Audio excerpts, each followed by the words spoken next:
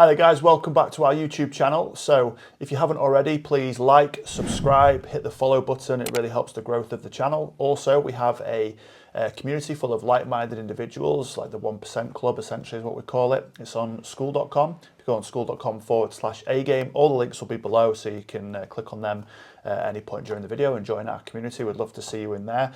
So we are high performance coaches and we work with high performers, shock horror.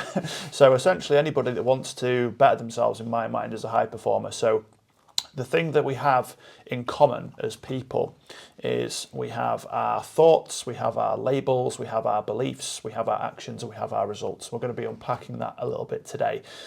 For some of you watching this right now, you might already be performing at the highest level possible in your mind, but there's always another level to go. There's always more you can improve on. So in today's episode, we're going to be talking about how you can do that. How can you possibly go to the next level? You might be holding yourself back with your thoughts, your labels and everything else. And yeah, this is more my area of expertise today, but you know a lot about this as well, don't you, mate? Absolutely, yeah. It's interesting, isn't it? It's I think everyone gets negative thoughts, don't they? A thought is just a thought, isn't it? It doesn't define who you are. This is one of the things that helped me out when working with my coach. A thought is just a thought. It doesn't define who you are. And there's lots of tips and tricks that we can use to help not necessarily overcome the negative thought, but to how to respond to that thought in a more healthier way that serves you. Yeah. So, because there's so many different angles we can come from this, but to you, what would you say is your number one thing to when you're coaching someone to how to stop the negative thoughts?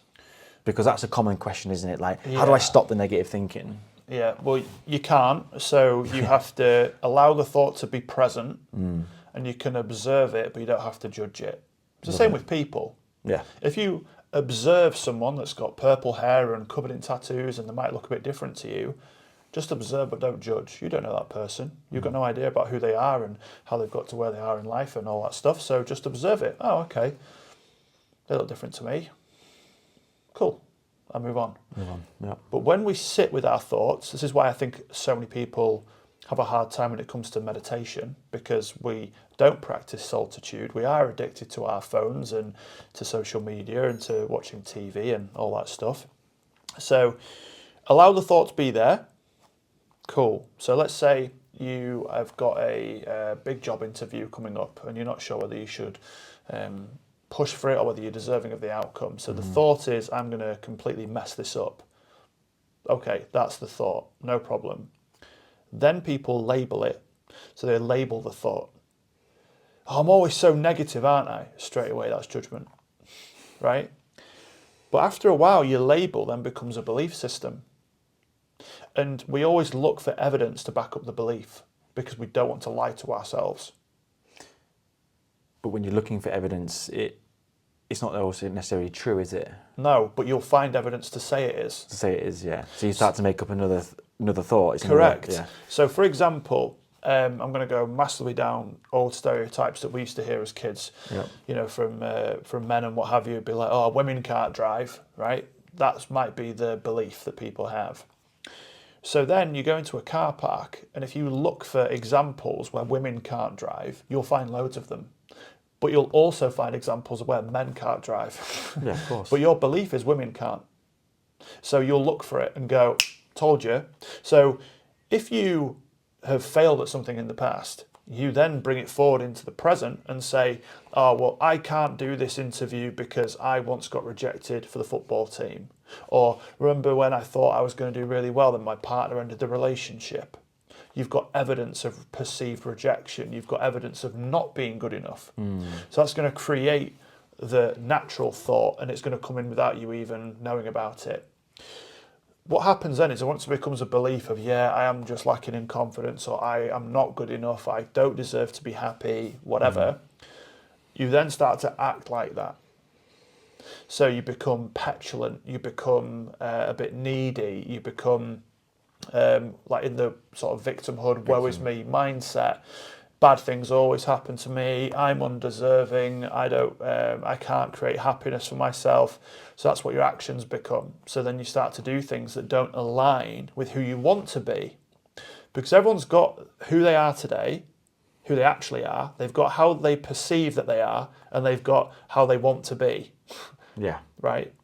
So you don't decide, the other people's perception of who you actually are. You get to decide your perception of you. And if that's a flawed perception of you based off the past, it's about identifying the thought at first, then we can change the label, then we can change the belief. Hope you're still with me here. Then that'll determine your actions day to day, and that will then yield your results. Simple as that. Go away and get it done. Yeah, so if we walk through it really quickly. So negative thought comes in, I'm going to fail this interview. Label, I've always failed in the past. Belief, yes, see, I've got this, this, and this that points to the label. That means I can say this is true. My actions are going to be what I've done before that have caused me failure, which for an interview is overthinking, panicking, you're ill-prepared, you talk too much, you talk too quickly. Your results are misery, which then goes right back to the thought, told you you're going to fuck it up. So how we can do it instead? You've got the interview coming up, thought, I'm going to completely mess this up. Whoa, that's a strong thought. That pause is key, what I just did there. Just allow that cortisol, the stress, that part of the brain which is trying to keep you safe and familiar. That's a strong thought. What's a more helpful label? They wouldn't even be considering me for the interview if I wasn't good enough. So I'm I like what they see on paper. Yeah, I'm based here on merit and my experience, belief. I've done pretty well in my career so far. If I'm part of a large organisation, that would suggest that I'm doing pretty good. If they're considering me for a new role, even better. So my belief is that I can do this and I am capable of doing this. This isn't false positivity, by the way. This is just a different way of framing your negative thoughts, because you don't need unnecessary negativity either. Actions. I'm going to prepare. I'm going to look at data. I'm going to look at my CV and go, that's why they're interviewing me. I'm going to ask other people that are in more senior positions for direct feedback to give me even more data about my strengths and about my areas to improve. I'm going to study the position that I'm applying for in great detail so I can go to the meeting knowing I've done everything I can. Results, you might get it, you might not get it, but at least you know you've done everything that you possibly can to prepare. So interestingly, you don't have to go back to, if you don't get it, oh God, I tried my best and it still wasn't enough. It's I did everything I could, but it's out of my control what happens next, right? Love that. And I think that one of the things that you mentioned about the pause, to help build that pause in, this is where meditation can really help, because during your meditation practice, you wait for the pause and that's your breathing, and that's what meditation does. It helps you to become more aware of when the negative thought comes up, use that powerful pause to then decide, I'm going to ask myself a question, what's a more helpful thought, and pick another thought. So that's one of the main things, is your growth and freedom lies in your ability to choose one thought over another, the one that's going to serve you and not the negative one, because the negative ones can put you into a point of despair, or the positive thoughts and the ones that are based on logic and fact can actually build you up to greatness. So, and it is a choice, and all that is within inside of your control. There's so many things that I want to unpack here as well, because we talked about the meditation, we talked about what's inside of your control, but we'll leave that for another video. And I hope you enjoyed this. Don't forget to like, subscribe, leave a comment for the algorithm. It really helps the channel out, and we'll see you in the next video.